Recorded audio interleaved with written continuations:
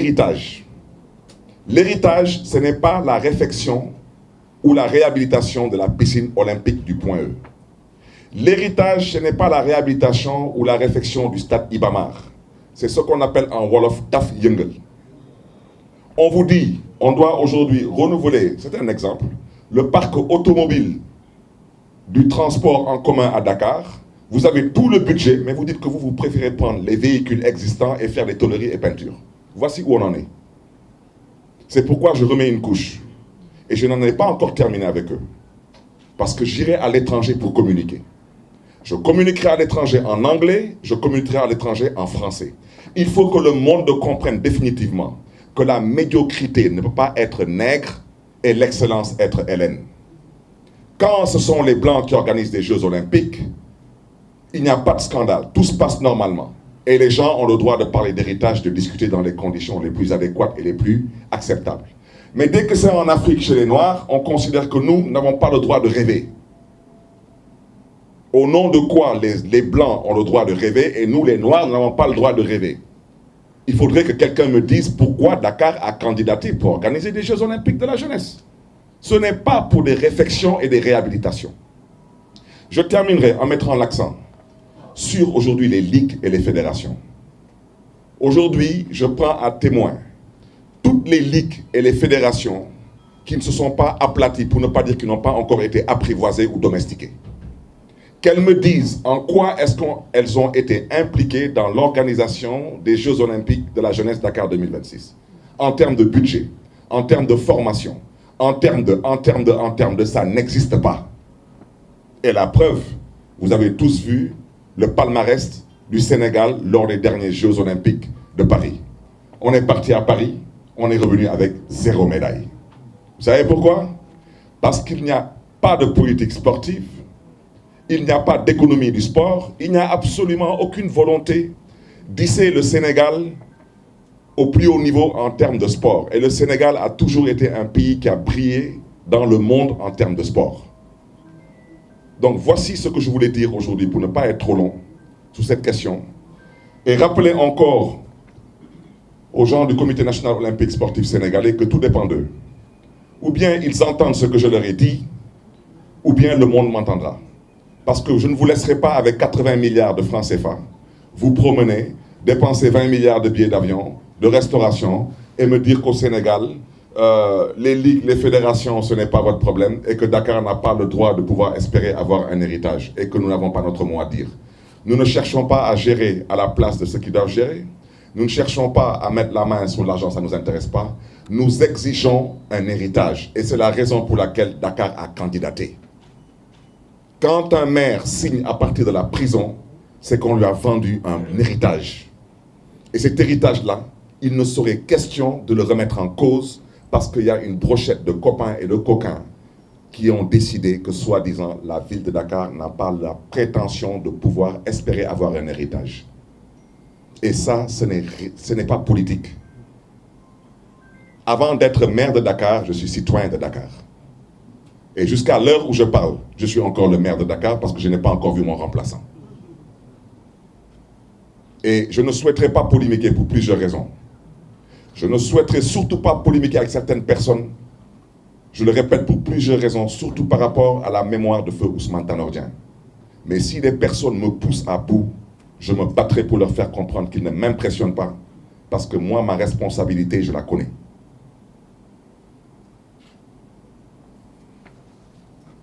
Sur le deuxième point, avec votre permission, c'est sur ce que j'appelle la prise d'otage qui s'est faite à Thiès, où 83 personnes sont retrouvées en prison et l'un d'entre ces personnes y a perdu la vie.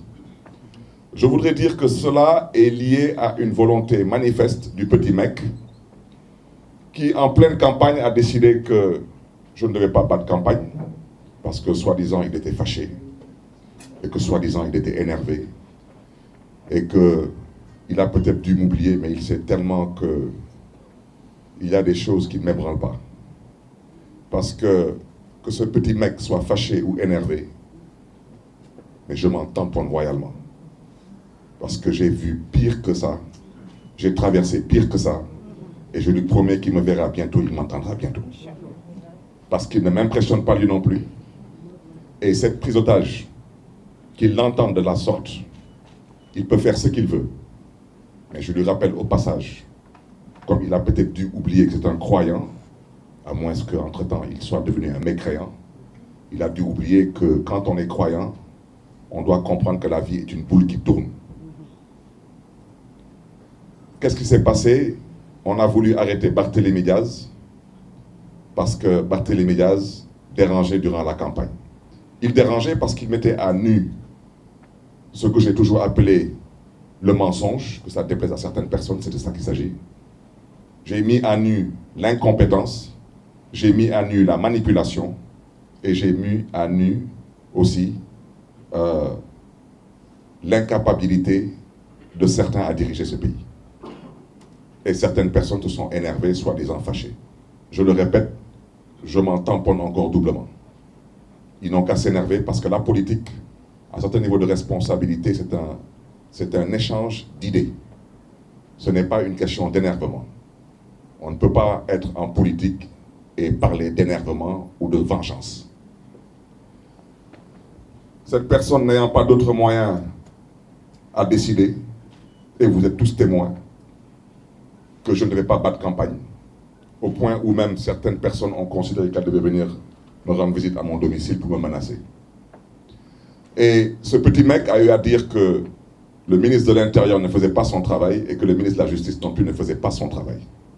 Et ce même petit mec a décidé que quand il donne des instructions, elles doivent être exécutées, y compris si ce sont des ordres qui sont totalement illégaux. Parce que c'est la conception de l'État que ce petit mec a, de l'État. Parce que quand on part jusqu'à dire que le ministre de la Justice n'est pas une autorité judiciaire, c'est une autorité politique, c'est une gravité extrême. Je ne commenterai pas maintenant une certaine justice qui, elle, a opté pour être apprivoisée et domestiquée. Parce que quand vous êtes aux ordres, vous exécutez, quels que soient les ordres. Mais je reste convaincu qu'il y a des magistrats dans ce pays qui comprendront ce que les Sénégalais attendent d'eux. Maintenant, pour cette certaine justice qui a opté pour être domestiquée et apprivoisée, je souhaiterais seulement dire à l'endroit de l'UMS, l'Union des magistrats du Sénégal, il ne faudrait pas demain qu'on vienne nous dire que vous êtes un corps constitué, que vous avez une immunité, que vous êtes protégé et que ceci et que cela. Vous êtes des Sénégalais comme tous.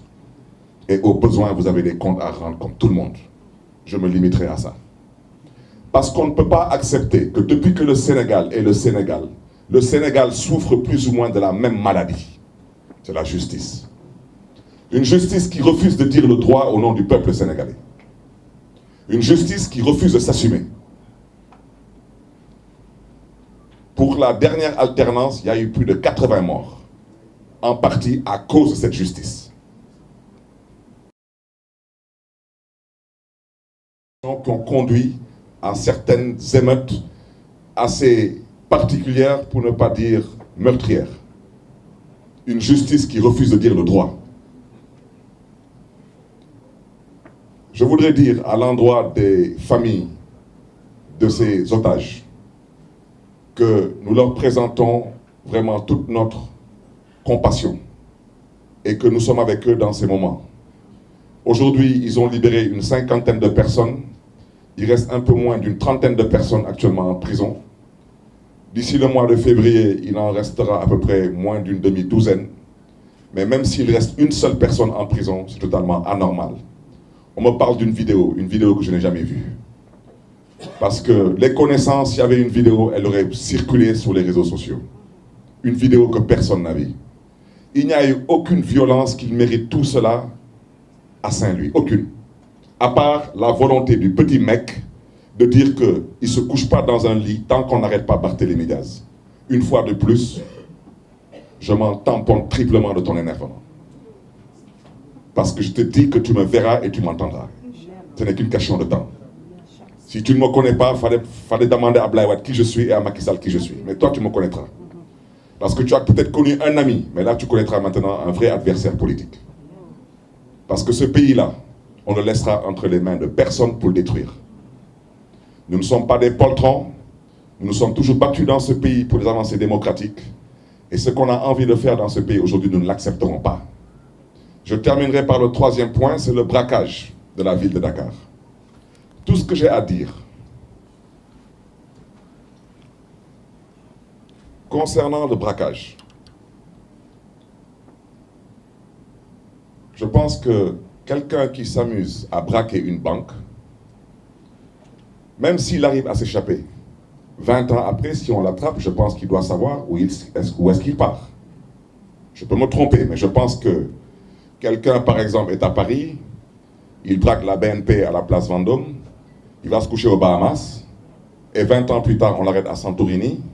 Je pense que c'est tout de même qu'il va pas rester là-bas en vacances. Bon.